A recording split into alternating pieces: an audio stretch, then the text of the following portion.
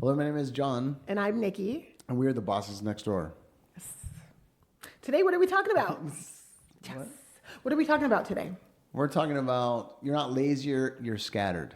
You are not lazy, you're scattered. And I can speak on about this because I think there's times when you get overwhelmed and then you're just overwhelmed, so you just don't get anything accomplished because you're scrolling. You just you don't know where to start, you don't know where to end. You're not prioritizing your time, right? And then you just every day, it's just like Groundhog Day. Let's talk about prioritizing your time. That's right. That was a hard one for you to swallow in the beginning. Absolutely. Yeah. So how do you prioritize your time now? So you have to hire the right people around you, right? To be able to take the tasks off your plate that you don't need to be doing all the time. And then I think on top of that, prioritizing your time is a matter of what's the biggest lift I need to make today, right? How long am I going to set aside for it? So right now, Call Boss, we're revamping all of our marketing material. Mm-hmm. I've been in the office pretty much nonstop, probably 5 to 6 hours working on it since Monday, and today is Thursday. Yeah. But it's oh yeah, this is great, it's awesome. No, but I also know that it has to get done, and if it doesn't get done, then it's just gonna get dragged down the road. The past me, and I don't know how you feel, the past me, I'd be working on this for about 2 months. Whack 'em. Because oh man, I gotta go check the crew, or I gotta do this. We have great people in place. And so I don't have to do that stuff anymore. Right. And I'm on a need to know basis, right? Yeah. And so I'll get a little overview at the end of the day. I check in with the people in the very beginning of the morning, but I know when my day starts, these are the tasks I have to get done. So then I walked in the office this morning, I got certain things off my list, and I knew that I'm hey, we were doing these quick catchphrases. I went one catchphrase. I think I did 22. I did a lot more than that, but I did 22 shots that were roughly okay. And then I sent it off to Mikey. He's editing it right now, getting ready for the ads that are going out. But I think that is key, right? So then we have our meetings that we have scheduled, and I think it's okay, we're checking off the list, and I've gotten pretty good at it. I'm not as it's taken a lot of work, and I think it's taken. If I would have learned the skill a long time ago, I think things could be even better. But yeah. I think it takes a long time to stop fooling yourself and think I'm busy. Yeah, I'm busy. When in reality, you don't know where to start or end, or you put off the hard things because you don't like to do those things. That's a nugget right there. Yeah. We get the things accomplished that are the things that we like to do. Absolutely. That is where the Colby test comes in play. Right? There's so many of those little nuances, and you hit it right on the head, because what we didn't know 13 years ago, we've now learned and put into action and can now help others with right. Streamlining and organization. For me, that was a huge one because I'm creative. Yeah. I like to be in things. I like to come up with things, but being organized, no, I'm the lady with all the piles. But I know where stuff is in my pile. Don't touch my pile, yeah, right? And so learning how to be organized so that I wasn't scattered was a big thing for me. Oh, absolutely. But I think I think that's part of growth. Yeah. Right? And I think some people have that growth and some people don't. And I think I definitely feel I've had a big growth level up, and mm-hmm. I think that I just watching you, I mean you have as well. It's not easy, right? There's days you're just oh gosh, I don't really want to do this, but who else is going to do it? That's the answer. Who else is going to do it if we don't? That's right. And right. You're here, you own the business. It doesn't really matter what level you're at. Now, in context, if you're just starting out, you have to do everything. But as you grow, you need to really take yourself and what's the biggest lever that's going to move the business? And it isn't going to be overnight necessarily. Alex Hormozi was talking about some stuff, and he was it's going to be hard. And I'm thinking most people, it's hard for a couple of days. He's talking 6 months, a year, oh yeah, it's going to be hard. But when it's done, and it's oh my gosh, he's so locked in. Right. Right. And I think the last thing on that, or another point on that is like, I think people get burned out or they feel like they're burned out, but I don't think it's you're burned out because like, oh my gosh, I'm producing so much work. You're burned out because you're not accomplishing anything.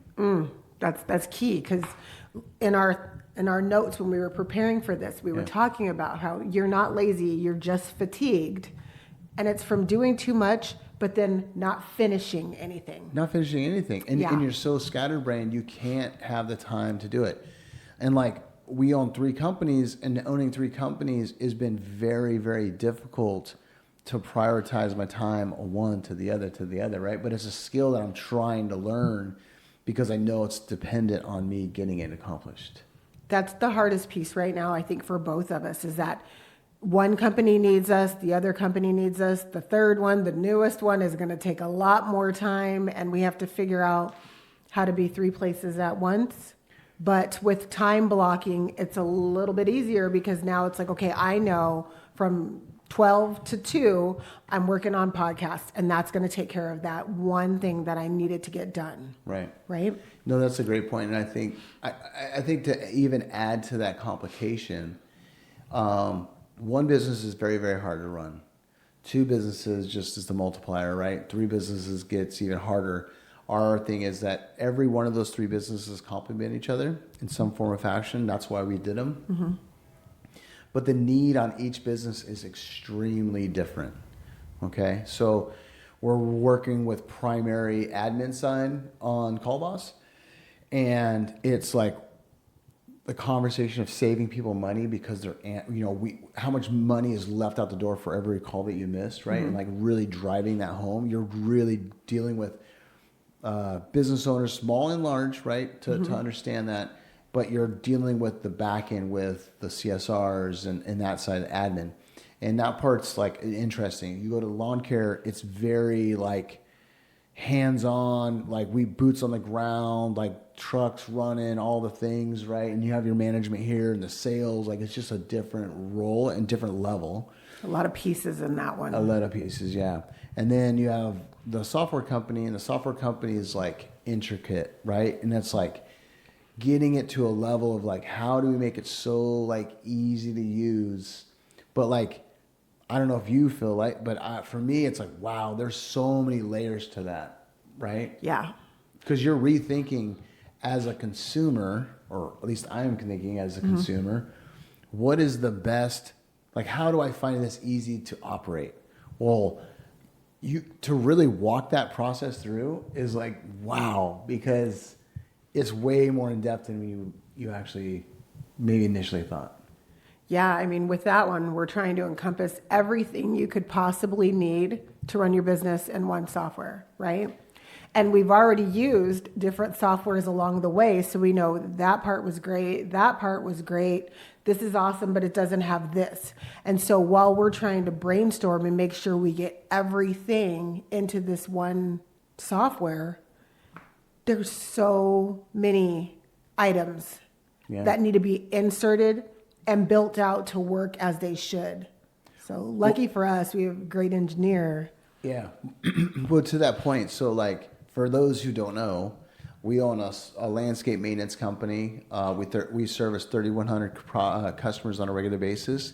We own a CallBoss, which is a virtual assistant that is like can print you money if you give it the tools to do so. And we do all your admin work and we answer the calls, primary, secondary, all the stuff, like very, very high level. And in that company, we use multiple different CRM systems for service-based companies.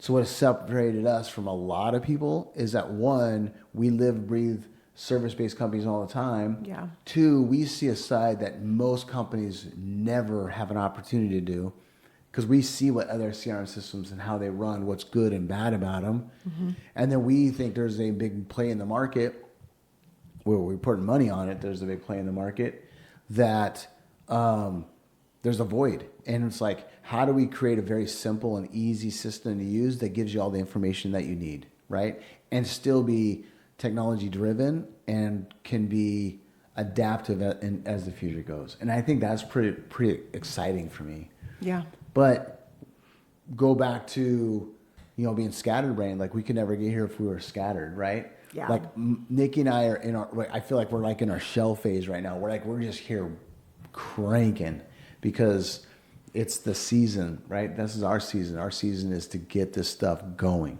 right? Yeah. Yeah. Pretty crazy, huh? It is wild. I mean, there's so many things that we're working on, but they all, like you said, play off of each other. I mean, we've seen the back end of so many companies just by working at CallBoss, not just the CRMs, but we've also seen what works for small business, what doesn't work for small business. And that's like one of the key pieces is when people come to CallBoss, and not to just talk about CallBoss, but when they come to CallBoss, you've got someone on your team who already understands your industry and knows how business works. Yeah. And they've seen it from different levels of different size companies, same industry, but across the US. Like we have so much data and information to be able to help people. They just have to be willing to give it a try. Oh, it's incredible. It's incredible. I swear, I was on a podcast yesterday with a guy named John Smallman, and he is a super high level like finance guy. Very, very interesting person. I was very fortunate. I'm in this health and fitness group with him, and so he wanted to know our story. And when I talked about CallBoss, he was like, "Wait a second, like go back." And we build this calculator, and the calculator is going to get released, and like it's going to give you opportunity to see like how much missing revenue that you let out the door. So I just did this like quick equation. I said, okay, well if you miss 10 calls a week, that's 40 calls a month, and your close rate's at 35%. That's 14 potential customers you lost. How much did each one of those customers cost you? Well, I don't know, 85. We'll say $100 a month. So that's $1,400 a month. You compound that by 12 months. Like how much money just like walked out the door because you didn't even answer your call. But yet people are so worried about like, well, what's that going to cost me? I don't know. Is it worth $1,400 a month, right? And compound that month by month by month. Right. Because every month you're missing calls. And he just kept going back. He's like, oh my gosh, man. When it clicks, when you understand it and you see what the value is, because people think, oh, admin, like I can do that myself or my wife can do it. Okay, great, they can. But when you have a seasoned group of professionals that's all that they do, let's get behind it because the money is there. You're going to spend money. But the great part about this, and we're going to get back to being scattered. See how we are a little scattered sometimes, but that's just how it goes. Yeah. We just got done talking with our financial advisor, and she was talking about how when you hire CallBoss, you're not paying a payroll tax. You know that you're paying money that's all like taxable, like tax money, right? Well, it's not like you have tax. It's not your payroll, but you're paying a vendor. It's an expense. Thank you. That's what I was looking for. And it can all be expensed out. I can't expense out everything when I'm paying payroll and the overhead and the desk and the computer and the insurance and all of that. You're covered. And so that's why we were just discussing on how that's such a good need that people just don't understand that they need it for their business. Yeah, it's so amazing. It really is an amazing tool. And I left that podcast and I was like, man, because he's like, dude, you guys have something like just amazing. But that's what makes us different. We're different because we have a different perspective, right? We came up in the service-based industry. We see what was missing. We opened up a CallBoss and we see like all these different CRM systems and you watch all this stuff. And to that, right? No, not to be rude or discredit any of the people that have interviewed with us, to be a customer of CallBoss, but you can tell the ones that are scattered. You can tell the ones that have so much stuff on their plate. You know how to help them. You're like, sir or ma'am, if you just would trust us and let us do this thing. And then the ones that do, they're like, what? Right. How did I get all my time back? Well, easy. It's incredible. And so, or how do I have so much work? Right. So we've had some that have come in and they're just amazed, right? Well, it's because you're missing like calls. Yeah. We changed our model. So at the landscape company, we don't have any in-house CSRs anymore. All of our calls are being taken by CallBoss. Yeah. They come back in and we have a few key people in our office, but they'll handle, tasks after they've come back if there's something that CallBoss couldn't do, be it like schedule a job in a certain location. They don't know where that's at, but comes back in-house and we'll handle that. But nobody here is taking phone calls. No, we triage it, Yeah. Yeah, it's pretty amazing. I mean, but it's systemizing, right? Well, it goes right along with what we're talking about, right? So you're not scattered. Now you're not lazy, you're just scattered. But with Call Boss, we've dialed it in. We have a process and a procedure, and it's a way that it works for people. Absolutely. So do you have any personal stories of when you feel stuck? When I feel stuck? Yeah, I mean, I think that you have to figure out how to get your brain rolling, I think, in the morning. And so, like, I'd hear different guys, what they do, their routines or whatever. I have a strict routine. Especially like since I've gotten myself healthy or got in shape. But like I go for a walk every morning, 3 to 4 miles, sometimes 5-ish. But like I get up at 3, I go to the gym at 3:30. I'm out by like 4:15, 4:20. I drive right to work. I get to the office, button up the crews, get that out going, and then I go for a walk. And so I go for a walk. It's on purpose, right? So it's purpose driven. I check in with, I have a lady, JC, that I deal with on a regular cadence, and then any sales calls that are coming in through Call Boss, and anything else that needs to happen right away. But that's it's about a 20-minute window. And then I turn on background music, essentially, and I just prep for the day, right? So I know I made a list of what I needed to get done or what needs to get done. I'm reviewing that in the morning, and then I know when I get back to the office, I walk right. I check in with the people who showed up since I got back, and then I go right in my office. I've gotten a habit. I shut the door, and I just start cranking out work. Yeah. Shut the door for you used to be a hard one. It was hard, right? Yeah. Absolutely, because you're so afraid stuff's going to go wrong or whatever, or you didn't have the right people in place. So you're just afraid, oh my gosh, man, this is going to be a disaster, right? Well, even the people interaction, right? So working at Little John's, because that's where our office is, we still want to engage with the people on the regular that come here that are working for us. We want to make sure they're good. And sometimes, we do have to shut the door and be like, love you all, but I got to go away for a minute. Because we don't want anyone to think that we're being rude or disinterested. But, we do want to have that. Sometimes you have to be able to focus on what you're working on. Yeah, I think that's the advantage. So to me, it's like I've really honed in on the mornings. So it takes me all the way till about 11. So I'm back in my office and I got the door closed about 6:40 in the morning, 7 o'clock. And I typically, unless we have meetings, I'm not coming out till between 11:45, something like that. I'll eat lunch. We check in with everything else, and then I'll go back in and I try to knock out the next set of stuff that I have. And that's kind of my routine right now. But it took a long time to get there. Right. So do you feel like now you're not stuck because you have a routine, or?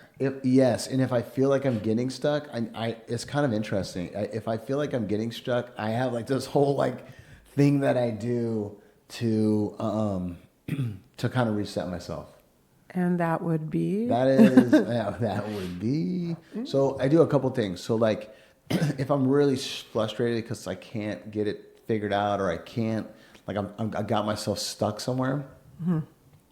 I set okay, I'm just going to walk away from my desk for 10 minutes or 15 minutes. And I go outside, I'll check in with our mechanic because he's just an awesome guy. Whoever else is here. And I just kind of clear my mind, right? Try to just okay, and then I'll go back in and I'll attack it again. And if I'm still stuck for whatever reason, then I'm okay, why? And then it depends what time of the day is. I'll put it away for tomorrow, right? But I also know that I can't just not go back to it. Yeah. And the death scrolls. Be careful of your death scrolls, because people get on the phone, your phones, and you're just roll, roll, roll, roll. What are you really accomplishing there? Besides, you're comparing yourself to other people. Layla Hermosi, Alex Hermosi, those are the two I've been listening to a lot because they're short, quick videos typically. And then I think the other thing is I've been getting into 5 for 50, which is Jonathan Prokoshnik. I listen to that. A guy that's really intensive that I don't even know if it's public anymore is John Madsen on Supra. He's got a big series of when he first started. That's pretty interesting if you ever go back and listen to the beginning, because it's before he made any money, and then as he makes money, he's just you can hear the changes as it goes. But he's got mental he talks a lot about mental awareness and mental toughness. Yeah. Sorry, what do you do? When I feel stuck? Yeah. tell everyone I'm stuck. There you go. Well, I'll say my capacity, right? My capacity is at like 97, I think it was like a week ago. Was that last week? Last week, yeah. Yeah, and I just couldn't add any more. But normally when that happens, same. Get up, move around for a minute, come back, and then refocus on my list. So each day I come in, I have an idea of what I have to get done, and then I have the nice to haves, right? Like if I do make it to this, then that'll be great. But if I don't, I've got some time. So I pencil in the things that I have to get done and start chipping away at those. And if something's taking a lot of brain power, a lot of focus, then if I'm feeling like I'm stuck, I might walk away, come back, regroup. Is there something else on the list that I can then attack and come back to that other one that maybe is stressing me a little bit? Yeah. Work through those things and then move on to the next. Yeah, I think that this is key. I think the other thing too is like the goddess sex or the water cooler conversations will kill your productivity. Kills it. Yeah. And I think all too often that happens. It's not intentional because they're trying to like throw you off, like, but they're like, oh man, I just need help with this real fast. And like sometimes we're in the middle of it. And like I know when somebody walks into my office and I'm like in it, like just going, I just must have the biggest scowl or whatever. I'm like, what? You know, like I'm trying to get this finished, you know. And they might just need like 2 seconds to be able to make a decision and then move on. But it does impact what you're working on for that day. Yeah, absolutely. So what's something as a business owner you can take off your plate to help you feel less maybe lazy when you're not lazy, you're just scattered? So go through some of the things that maybe you could delegate. Or do you have any that you could get rid of? I think right now I've delegated a lot. Me too. I think, but I think to answer that question, what's the thing you hate to do? Sure. What's the thing you hate to do or you're not good at? You need to find the replacement for that person. You need to find somebody who's good at that. Colby test comes into play for that. And then you can go and that is your avenue, right? So you let go of one thing, then another. You just keep peeling back the onion. Mm-hmm. The problem is that we used to be in the academy. The academy was amazing. Find yourself a group. But I was in the academy and I remember somebody was like, man, what do you do when you like not have to get on the trucks anymore or whatever? And I think I said, go see a movie and then get back to work. It's like, it's a weird feeling, but now you have to level yourself up, right? What's the 3 things we have? Do you get it? Do you want it? Do you have the capacity? Yeah. And we ask we go over our employees like with that all the time. Like we think about that. Like, do they want it? Do they get it? Do they have the capacity? That's how you're going to delegate some of your stuff off. I think that's one of the big ones. Yeah. And you can't give stuff to people that can't do it, right? And here's the other thing. Sorry. If you can't give it to somebody else and expect them to execute it the way you want it done if you didn't explain it right or you don't have good SOPs. Are you talking to yourself right now? Sometimes. Yeah. Okay. Absolutely. You've got to have a process for things to happen. And it's different to say, hey, I need you to X, Y, Z versus I'm going to send you a message with what I need you to do. And this is what I want done. This is how I want it done. And this is when I want it done by. Yep. When you send it in a message so that they can refer back, I find that you get way better results than just in passing, because then you also have well, I didn't know that you wanted that, or I didn't know you expected that of me. I just happened to be this morning. Going back and forth with Mikey. Mikey's doing all our editing for our ads that we're getting ready to pop out. Mm-hmm. And I was all, oh yeah, such and such. Yeah, don't put any music behind that. And he's like, oh, got it. And I was like, dang it, I should have said that already, because I know exactly how we need them laid out, and I didn't do a good job communicating. So then I went back through and said, okay, this is what we're looking at, because I realized that I had made that mistake. Yeah. And along those lines, for the things that we don't like to do, it's hard to listen to people when they're talking to you about things that you don't like to do. So for example, I don't do good with numbers. Math is the devil. But we have a great finance guy, and he understands what he's telling me. And I'm like, yep. Some of it I understand, some of it I don't. But I don't sit in the seat where I would. So you know what I mean? When he's speaking to me about some of these numbers, I'm like, definitely something I wouldn't do. So it's hard to sometimes listen to things that, yes, are impactful and make sense. But then there's times when I'm like, I don't need all this just because it's not for me. Does that make sense? Yeah, and then he's terrified of me. Because I do know numbers. Sometimes, yeah, you are a very Rain Man with numbers. So. Yeah. Yeah, it's kind of funny. But I agree, because there's things that you said, and I get it. You're trying not to get the wah. Well, I'm trying to understand it, and at some point I'm just like, yeah, I got nothing. Yeah. Okay, that sounds perfect. We'll talk about it in the meeting, right? Okay. Yeah. But that's just one thing that's hard for me. Absolutely. Like I can follow up to a T, and then I'm like, oh, well. Yeah. Ask me something creative all day long. All day long, I got this. Right? Yeah, so I think it's just prioritizing what you need to do. Get the stuff off your plate that you don't need. Don't go buy expensive shit because you don't need it. And just make yourself better, right? And I think that's the part that most people struggle with, is that you have a little success. They go out and try to buy the nice car, nice truck, nice things. You need to reinvest in yourself and then reinvest in your people. Yeah. So to end this, again, you're not lazy, you're scattered. So we're working on a process, a way to do things. How do you reset every week, like to get back into the grind? Man, I don't really shut down, I don't think. Like, I think I talk about work all the time, even on the weekends. Is that fair? Yeah, all the time. All the time. But I think that, like, I have an end goal. And so I think that's why I don't get tired of it, because I have a goal set in mind. Yeah. But the reset, I think, is you have to, like I know Mondays come in, like I know my routine on Mondays. And you know that you have a routine, but you know that routine is going to change every so often, so you just have to be prepared for it. So I think resetting is just like what I get done last week, what needs to get done this week, and what priorities do I need to hit first. For sure. Yeah. I think you said it. Having a routine is big, because as long as you have a routine, you know what's expected, right? Yeah. You can plan ahead and then make adjustments throughout the day. Absolutely. Yeah. Well, good stuff. Good stuff. Thanks for chatting. Thank you.